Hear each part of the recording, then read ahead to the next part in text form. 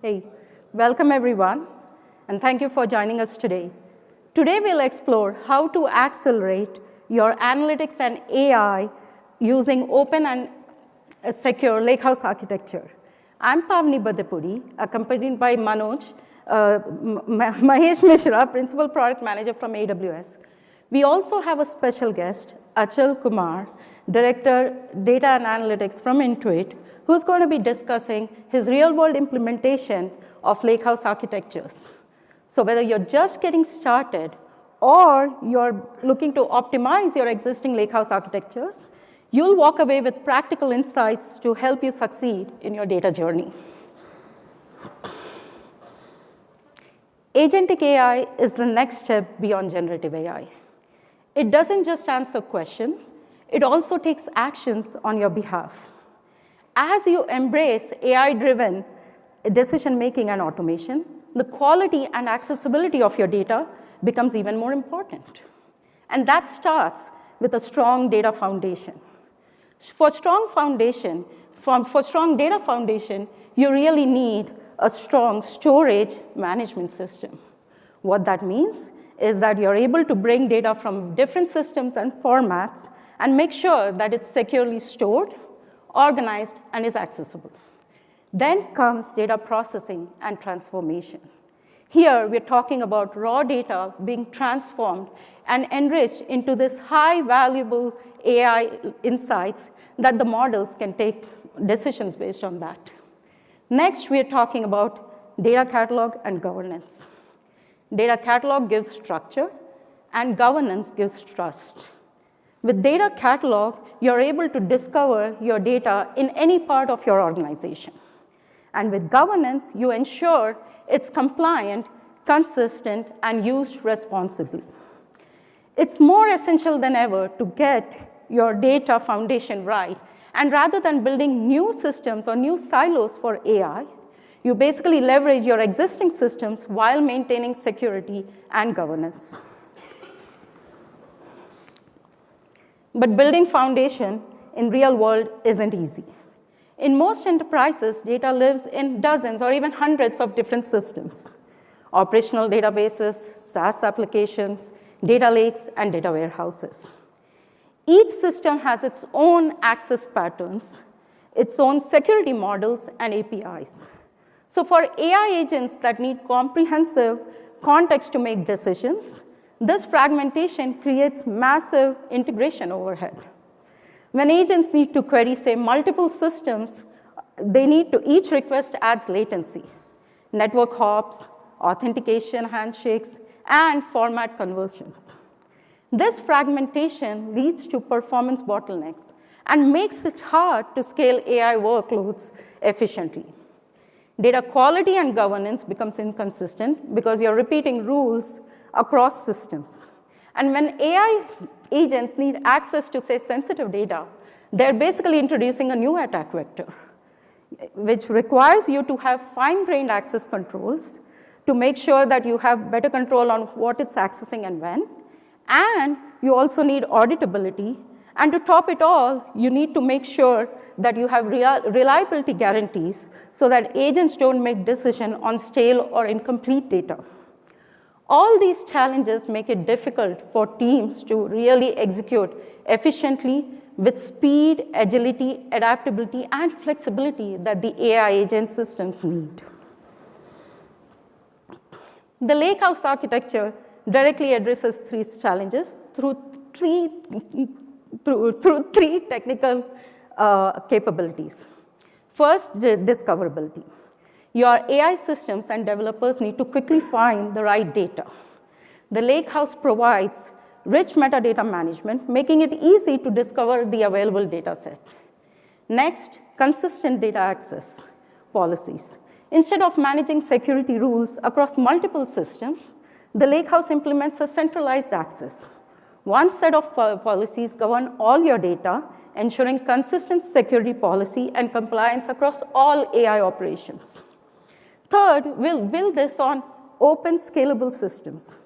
By supporting open formats, you leverage a broad range of tools, right? What this means is you can bring the tools of your choice, whether it's Spark, Presto, Athena, Redshift, all working with the same underlying data without having to worry about conversions or duplications. Let's talk about the Lakehouse architecture of Amazon SageMaker. It starts with Amazon S3 providing the foundation layer, that's your storage layer. S3's object storage model is really ideal for data lake architectures because it can scale independently. The storage and compute can scale independently. We also have S3 tables, which provides a fully managed layer, storage layer for Apache Iceberg tables, optimized for analytics workloads. Then we have Redshift, which is your data warehouse. It contains your structured, highly curated analytical data. Redshift really works well when you have complex queries and you have to basically join across large tables and you require consistent performance. Next, we have Glue Data Catalog. That sits in the center of this as a metadata layer. It maintains schema, partition information, table statistics, and table locations for both S3-based tables as well as Redshift tables. Starting this reinvent, every new Redshift cluster automatically registers with Glue Data Catalog. So what this means is you define your metadata once, and all services can discover and use it. Then we have a critical layer, that's the Iceberg layer. Iceberg basically gives you the standardization. What that means is it gives you a standard way to read and write the data. And that makes it easy for Apache-compatible engines to start reading the data from storage without really having to worry about conversions. We also have fine-grained access control. We do that through lake formation that's closely tied with Glue Data Catalog. When a query engine makes a request, lake formation intercepts that, checks permissions, and returns data after applying column and row level filtering. With this, what you get is every query engine basically reads the same data. It gets the same consistent security policies and can benefit from the same metadata.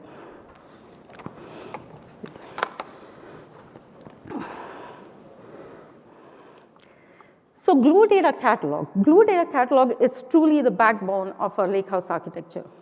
It operates at unprecedented scale. Today, it's used by hundreds and thousands of users and basically runs billions of requests weekly. It's also basically managing hundreds of millions of tables. These numbers don't just demonstrate scale, they also the reliability that the customers depend on for your mission-critical workloads. The Glue Data Catalog acts as a central metadata. It's highly available, scalable, and durable, and it offers 11.9 availability in a serverless, cost-effective fashion. The catalog is OpenAPI compatible, Hive compatible, and supports open table formats, namely Apache Hudi, Iceberg, and Delta. It also integrates deeply with the AWS analytics services and the governance layer, providing fine-grained access controls. It can federate with external catalogs. What that means is you can discover your data across your organization using Glue Data Catalog in one single interface. It also provides you strong security, auditability capabilities.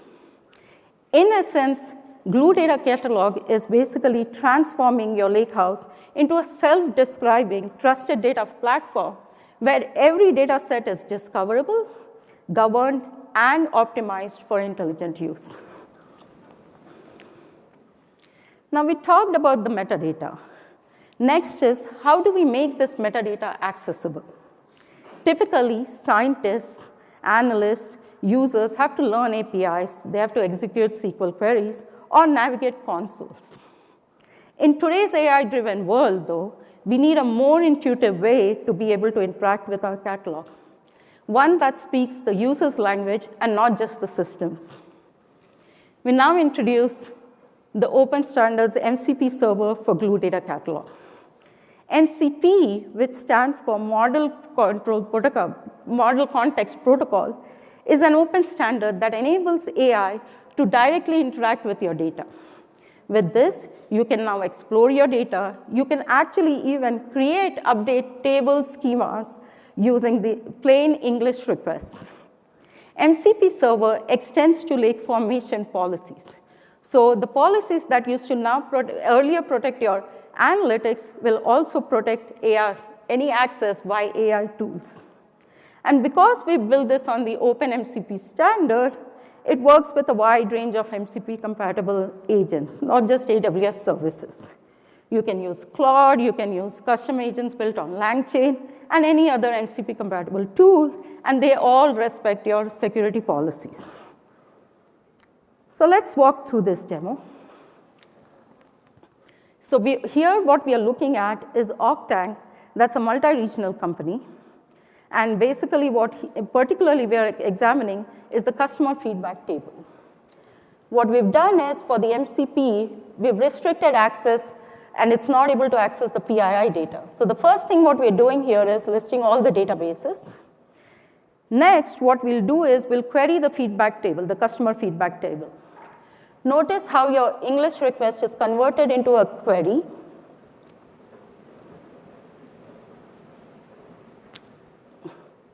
And you can see that you get all the results except customer's name and email address. Next, what we'll do is we'll try to drop the table, see if that works. And you can notice that it wouldn't work because it doesn't have, the MCP server doesn't have the permissions to be able to do that. Lastly, now what you can do is you can explore more your customer data itself. So you can watch how your natural language request is converted to analyze the customer sentiment across regions. And you can further, explore furthermore. So now that MCP server makes it easy for you to discover your data and interact with your data through AI, we need to ensure that all your enterprise data is available for this Lakehouse architecture, regardless of where it originates. Our goal here is to bring the data from wherever it originates in any parts of your organization and make it accessible without you having to create complex pipelines or having to create new data silos. And we have 3 complementary methods to be able to do this. First, zero ETL integrations. Zero ETL is a pattern where data is automatically and continuously replicated from the source systems into your Lakehouse with minimal manual intervention. Within seconds of transactions being written into your operational databases, it's available in Redshift. Zero ETL handles both initial full load as well as ongoing change data capture, giving you near-time access to your operational data. We've significantly expanded our zero ETL offering and now support 23 unique sources across 3 categories. AWS databases. This year, we added support for RDS for Oracle, RDS for Postgres, and Oracle database at AWS. We also added support for self-managed databases this re:Invent. Basically, you can run zero ETL integrations between MySQL, Postgres, SQL Server, Oracle, that's deployed on-prem or on EC2, and you basically can replicate the data to Redshift. Zero ETL also supports S3 tables as target. What that means is you can ingest data from DynamoDB, you can ingest data from third-party applications into S3 tables in Apache Iceberg format. Second, we're talking about query federation. This is ideal for on-demand access with no data movement. Query federation lets you run SQL queries across multiple source systems that span across different clouds as well without having to move different data. The query engine federates these sources in real time. Queries are pushed on the source systems, and the results are returned. So this is perfect for on-demand analytics.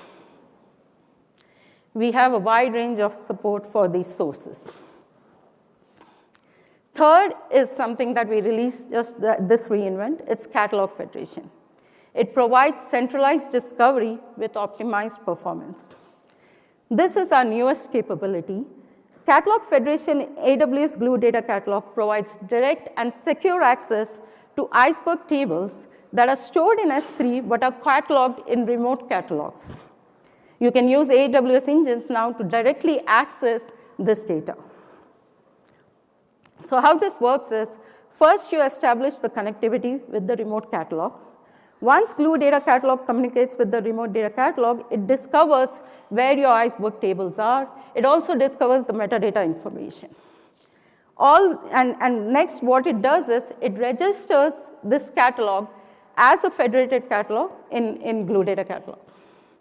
What that means is now your query engines, when they're going and reading the data, they have the location of that particular, they already have the location of the data, so they can directly read the data from S3 rather than having to push it to the source systems.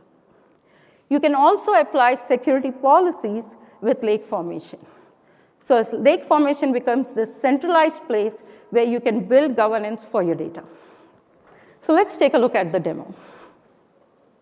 Here we're seeing a demo with Snowflake integration. In this scenario, what we are doing is we see that Snowflake handles data ingestion and processing with metadata cataloged in Polaris. The customer wants to use AWS services to be able to query this data. So what we are doing is we are first establishing connection using OAuth.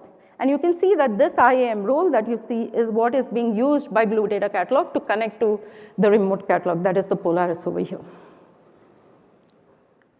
Once you have this established, it's getting it gets mounted as a federated catalog, and now you can see the tables over here.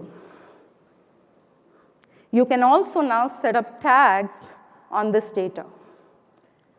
Here, what we are doing is we are restricting the query engines to only basically access the public, any columns with public tag.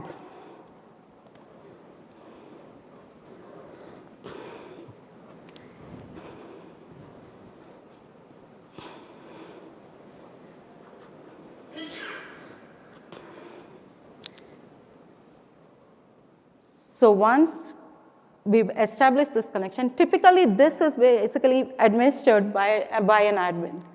Then we go to SageMaker Studio, and now you can directly query the data. And you'll notice that it's only returning the data, the columns, with public tags showing lake formation column level security in action.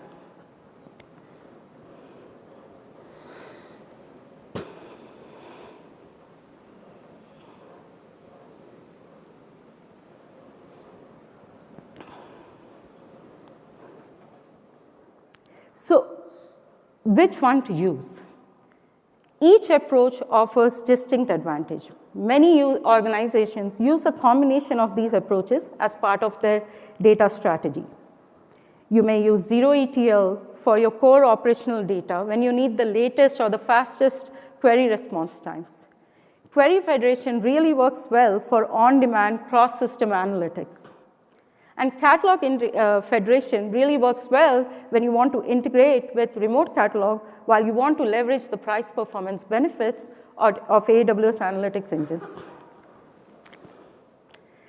Now we brought the data in. The next question is, how do you ensure that it's stored and managed in a way that supports reliability, performance, and flexibility that modern AI and analytics workloads demand? Open table formats bring you these capabilities. Apache Iceberg has emerged as the leading open table format that transforms the way you're managing your data lakes and lakehouses.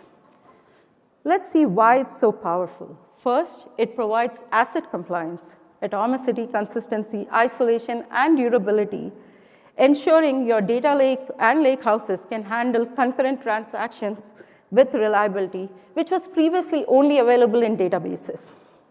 Multiple users can now read and write your data simultaneously without any corruption, without having to worry about any corruption. Second, It provides scalable metadata handling. Iceberg maintains consistent performance even with billions of files and petabytes of data. Third is schema evolution and enforcement. Iceberg allows you to add, drop, rename, reorder columns without downtime or compromising data integrity. Next, last but not the least, is time travel. It lets you maintain a history of table changes, allowing users to query previous versions for data auditing, debugging, and recovering from errors. When integrated with Glue Data Catalog, Iceberg provides high consistent performance data access control across all your engines, from Athena to Redshift to EMR and SageMaker. At re:Invent, we also announced support for Iceberg v3.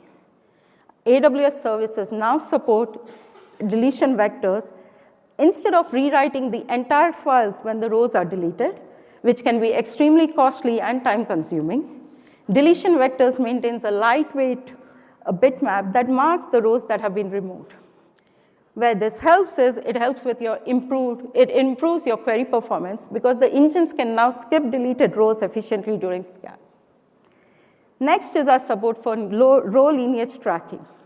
This capability gives you complete visibility into where the row originated and how was it transformed. Extremely useful for audit trail compliance and impact analysis. That is to understand how the downstream services get affected before you make any changes to your data pipelines. Now that we understand the powerful capabilities of Apache Iceberg, I call upon my colleague Mahesh to discuss critical aspects of managing Iceberg tables and security controls at scale. Thanks.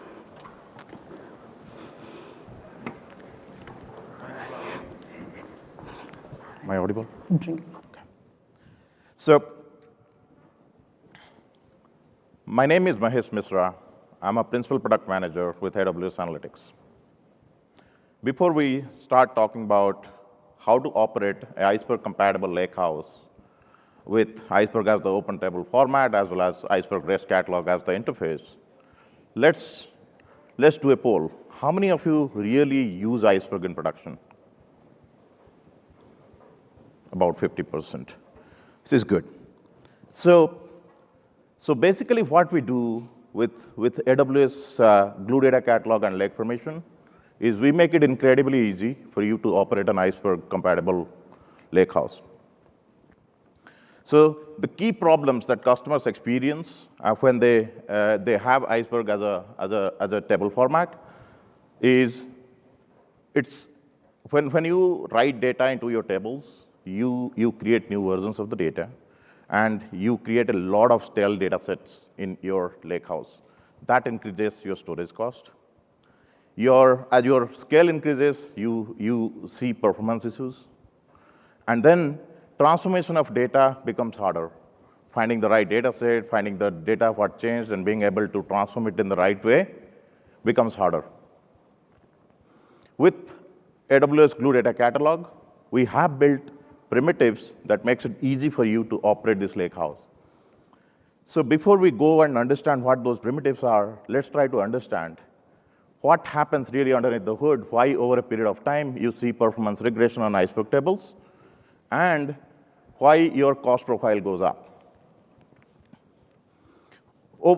Think about a time you started an Iceberg Lakehouse, you created a table, you started writing data to it.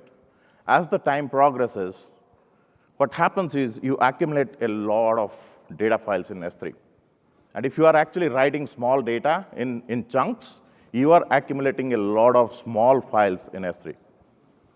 Then what happens, Iceberg is basically a metadata layer on top of your S3 files. Your metadata becomes big. Every time you fire a query, you have to process large amount of bigger metadata files. Similarly, when you have large number of files on the storage, you make round trips to the storage, which is S3, to get those data files. Eventually, what happens when you have large number of small files in your Iceberg tables, you see the performance going down. Similarly, Iceberg is a model where every time you write data, the table format creates new versions of the data. and it marks certain versions of the data as stale, right, as older snapshots. So the data that is sitting in your storage, and if it is an older version, you are no longer using it, you are just paying for the storage, right? So Iceberg has control plane operations where you do compaction, you do snapshot retention, but you still have to manage it all by yourself. So with Glue Data Catalog, we think about these as primitives.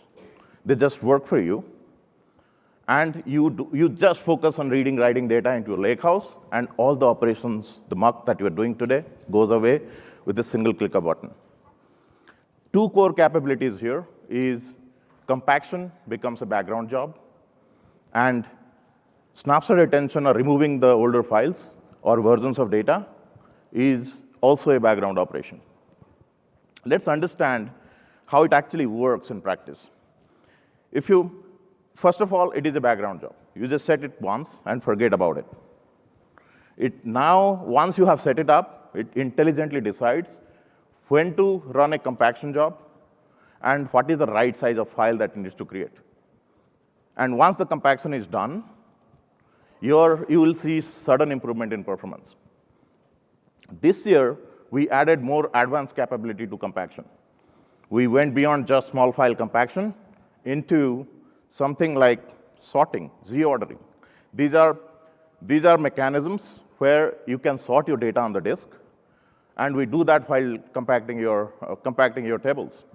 In Glue Data Catalog, you should be able to define what is your compaction strategy. Default is bin pack.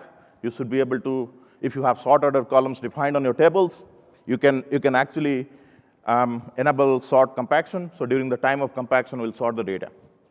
If you have queries that are running across multiple dimensions, you need multi-dimensional analysis. Z-order helps you to sort data. It will cluster the data in a way in the storage that you should be getting better performance.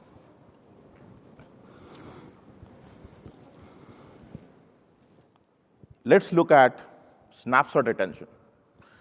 Just as we talked earlier, every time you write data, some files become obsolete, some new files get created, and then customers don't want to store all those versions of data. They only care about some versions of the data so that they can go back in the history and do time travel on it. In Glue Data Catalog, we allow customers to define those policies. Those policies can be time-based, number of snapshot to return base, or it's more flexible time-based policy that you can define where you can essentially say, hey, I want last 5 days of snapshot to be returned, or I want last 5 snapshot to be returned. So it's a flexible policy model. You define that policy and set it once. Once you do that, Glue Data Catalogs will have a paired compute which will go look at the policy and apply that policy on a data set. Now think about a case where you are just reading, writing data into your Iceberg tables, and your Lakehouse is fully managed by AWS. How much more value that you can generate from your data? So there is a third type of maintenance procedure that Iceberg has to go through, which is orphan file. Someone who has operated a large-scale Lakehouse would have seen that ETL jobs fail. And when ETL jobs fail, what happens is you have created a bunch of files in your S3 storage, and those files stay there. So in Glue Data Catalog, we allow customers to define those policies so that these orphan files, which are not referenced by any table, those are stale files, we delete them. That way, your cost remains in check all the time. So if you are building a Lakehouse and Iceberg is your format, it's fully managed by AWS. But customers told us that that's not enough. So they said, OK, data lands in my Lakehouse now. How do I transform it? It's incredibly hard can we come up with a primitive where transformation becomes a background job? That's interesting, right? So before we started thinking about this, we looked at the problem. We saw that every customer who creates data transformation starts with this vicious cycle, starts with understanding what changed in my source tables, then write a business logic, apply it on the changed data, then that changed data gets persisted in a separate table, The pipeline has to be orchestrated. Infrastructure needs to be scaled. Jobs fail. You monitor, manage everything. This is taking you away from your real value from data. So this year, we announced materialized view that are Iceberg compatible on Glue Data Catalog. What is a materialized view? Think about it as an Iceberg table that is fully managed by Glue Data Catalog.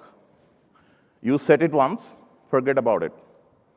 Glue Data Catalog's managed compute will do the change detection, bring the data over, write it in the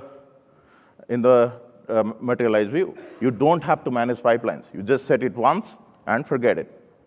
So think about the primitives that we have built. You are bringing data into your Lakehouse. Don't think about storage management anymore. Just taken care of by the Glue Data Catalog. You want to transform your data, set it once, forget it. Your data transformation happens automatically underneath the hood. It's compatible with Spark SQL, so you have a declarative SQL language now to define your transformation and deploy it as a materialized view. Your first-party Spark engines, which includes EMR, Glue, and Athena Spark engines, should be able to detect that there is a materialized view, and if they see a query that can be run using a materialized view, they'll rewrite the query. So we changed the optimizer of Spark to automatically identify materialized view. And our benchmark shows we got up to 8x performance improvement on Spark because of materialized views. In summary, materialized view make it incredibly simple for you guys to transform your data. We talked about bringing data over. We talked about managing the data in the Lakehouse. We talked about generating insight by transforming the data. Now, how do we secure it? The security controls, there are two key pillars in the security controls. The first one is fine-grained access control.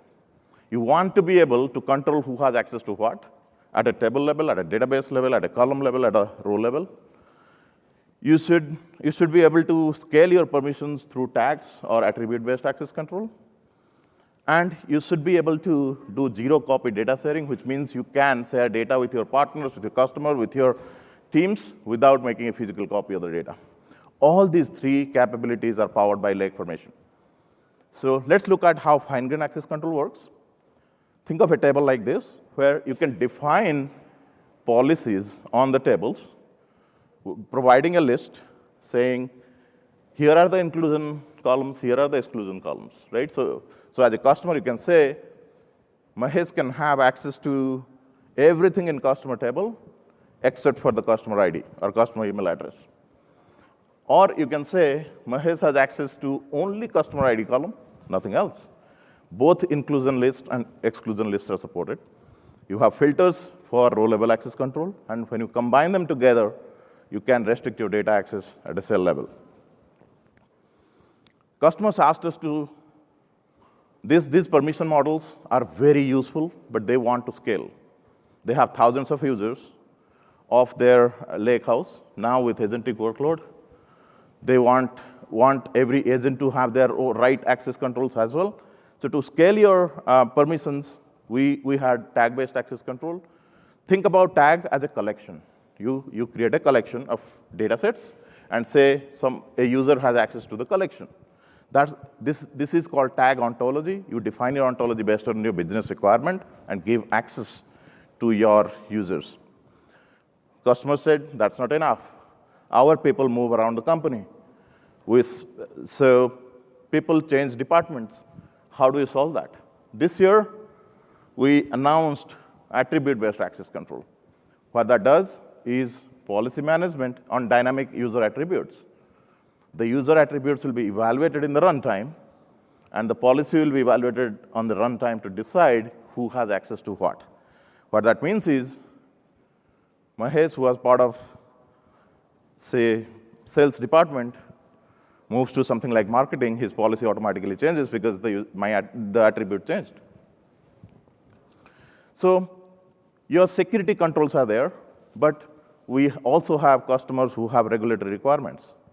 So we provide best-in-class authentication, access control mechanism, auditability. Compliance, we are certified with SOC, PCI, FedRAMP, HIPAA. So if you want to use, if you are a regulated industry, you should be able to use it out of the box. And we have encryption for data as well as metadata. So if you're an enterprise struggling to build a lakehouse, AWS is the right place to start. With this, I'm going to invite over Achal Kumar from Intuit, who is going to talk about how they're using these capabilities for their future lakehouse. Thank you.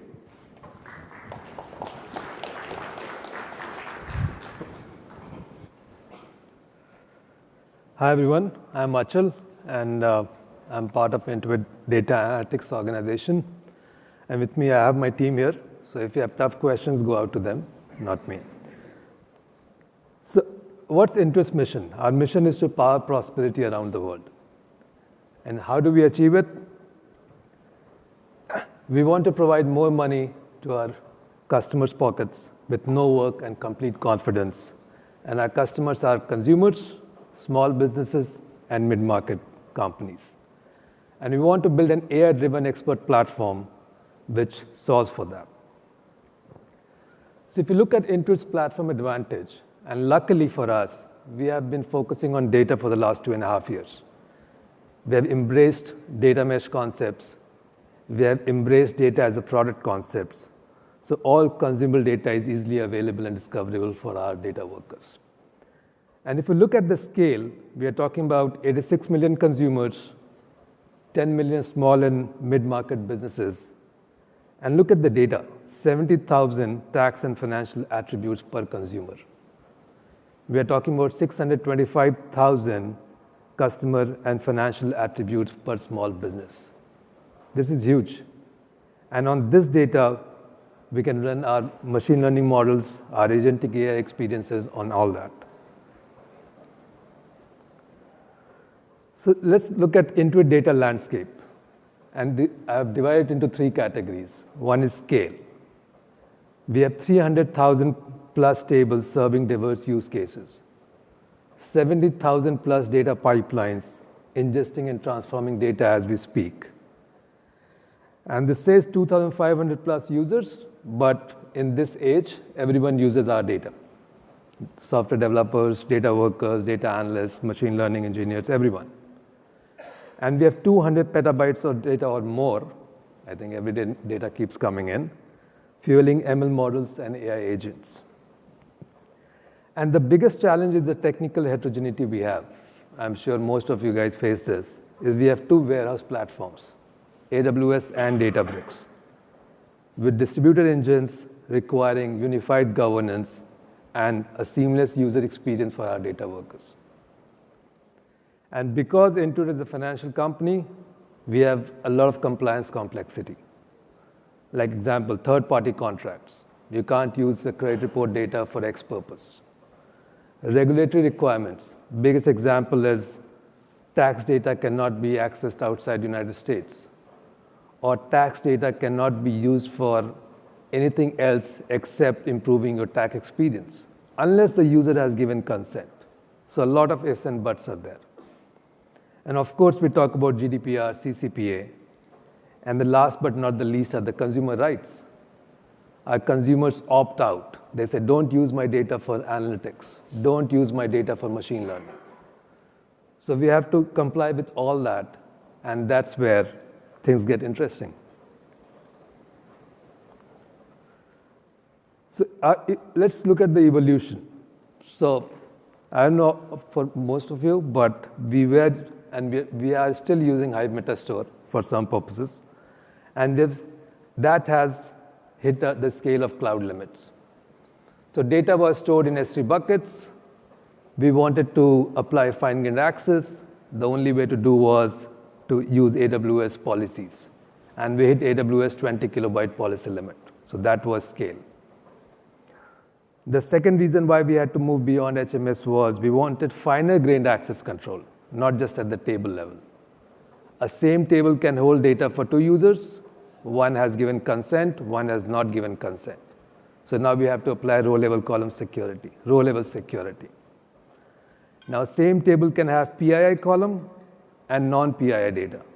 So now we have to apply column level security.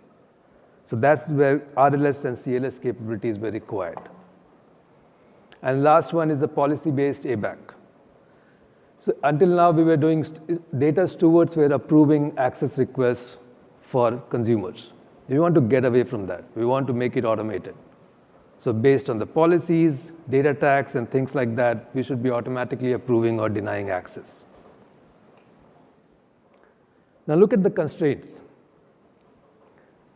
Of course, the business has to run. So no user disruption should happen. Teams who are using AWS should continue using AWS technologies, and same for Databricks. No business impact. We have 70,000 production pipelines running. You cannot stop them. We have to preserve unified experience, and we have to enable RLS, CLS, and dynamic policies while maintaining all this. And the most important thing is there shouldn't be any user disruption, or we can't ask people to migrate from one tech to another. So what we chose dual native catalog. We have to maintain AWS Glue Data Catalog as well as Unity, which is Databricks catalog, with a federation layer between those two, which Pavani has talked about, so that there is no data duplication. And what we had to build is a unified control plane above both the catalogs. So our data workers don't worry about these two catalogs. And why this works? So we are using native technologies, GDC and Unity, and both of them provide native RLS, CLS for us. And the federation helps us because their data is not being copied or replicated across these two techs. So if you look at the high-level picture of the foundation, and we have adopted Iceberg as the format. Until now, we were on Parquet. You can laugh at it, but so if you see here, Databricks workloads will write data in Delta Lake format. Uniform comes as a savior and generates Iceberg metadata from Delta tables automatically. So AWS workloads interact with that same data in the Iceberg format. And in the bottom, the Unity and AWS Glue catalogs are being federated. So each table lives in one native catalog federated to other. And on top of that is our unified control plane, which we have to build, which provides single source of truth from metadata across both. We manage compliance tags, lifecycle, access management, all that is done through our control plane. And users see one unified experience despite dual catalogs. That was very important for us. And if you look based on that architecture, all these use cases work the same way as they used to work before. BI analysts, they query any data via Athena, Redshift, build their dashboards. Data engineers, they have 70,000 plus pipelines, no change, no migration. Data scientists experiment with federated access to all data sets, and they can switch technologies. They'll get the same experience. So no data silos, no forced migration. Teams choose the best tools, whether it's AWS or Databricks. We're not controlling that. And governance is consistent.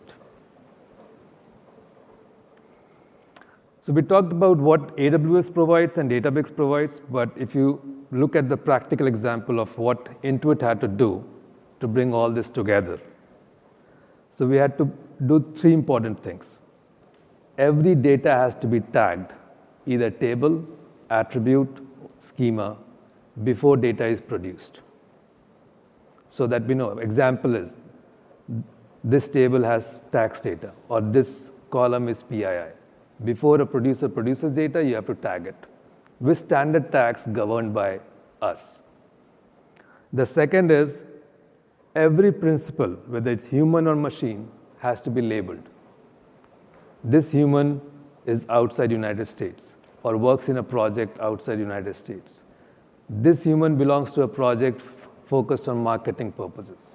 So we have project level labeling, and that label applies to all members in that project. And then comes our legal and privacy officers who use that information to define policies in English in our policy management system. They don't know technical aspects. They define policies in English, and that policy is translated into machine-readable format and stored in our authorization component, auth, on the left side. Now, take an example.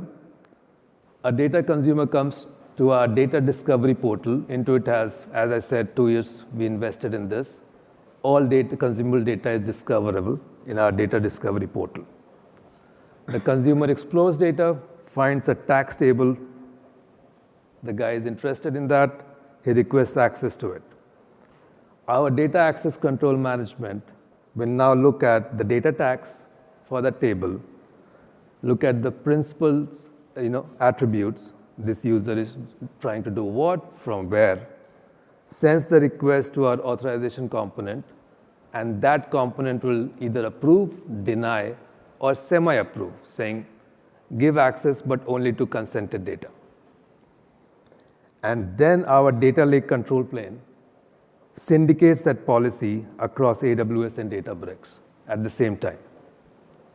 So that happens during access request flow. And on the right side, if you see, there's a query time where the same user comes and says, queries data, either he can go to AWS or Databricks, and he gets the same results back.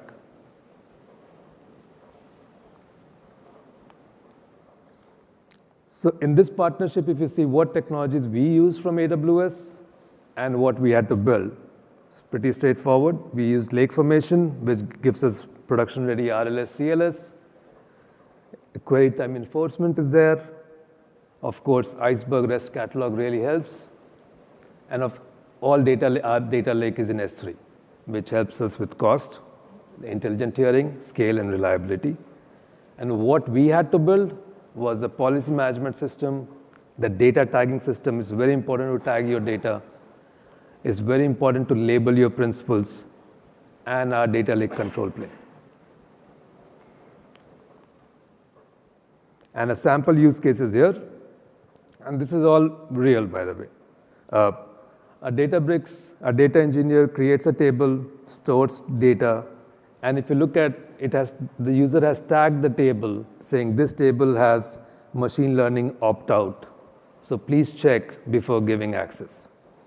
And there's a column called email, which is marked as PII as true.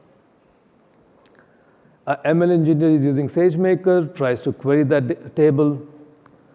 If the table has 100,000 records, imagine if 20,000 people have opted out of machine learning, the ML engineer will only get 80,000 records. And the ML engineer has no idea what's happening.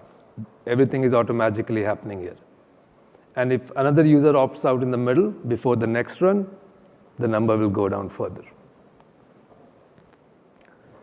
So this is our current state. And of course, with every development, we have some feature requests for AWS. So one big ask we have put the request is for right now, the RLS and CLS are based on a single table. But most of our opt-outs and consent tables are stored in a separate table, not in the main data table. So you need to join those two tables before returning the result back. So that's a feature request. The other one is column masking. We just don't want the catalog to deny access to a column. We want to mask the column as well. And the last one is hybrid ABAC plus TBAC policies. That's what we have implemented today.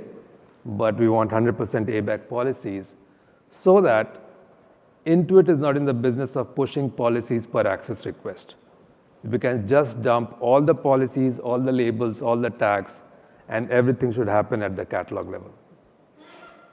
So with that, and I just want to add, it was not easy to get here. It sounds very easy on the slides and the presentation, but it's not easy. So thank you, and I'll hand that back to Pavni.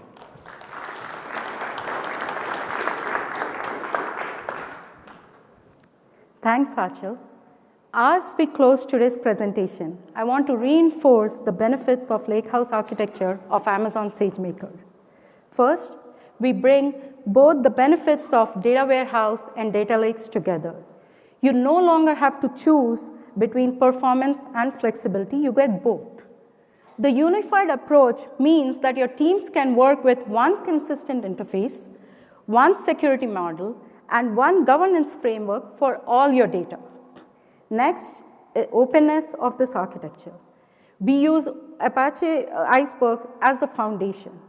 You can now connect to external catalogs and discover your data across organizations. And last but not the least, security is built into every layer. From lake formation integration to fine-grained access controls, your data is protected while remaining accessible to authorized users, engines, and agents. With that, we are ready to take some questions. Thank you.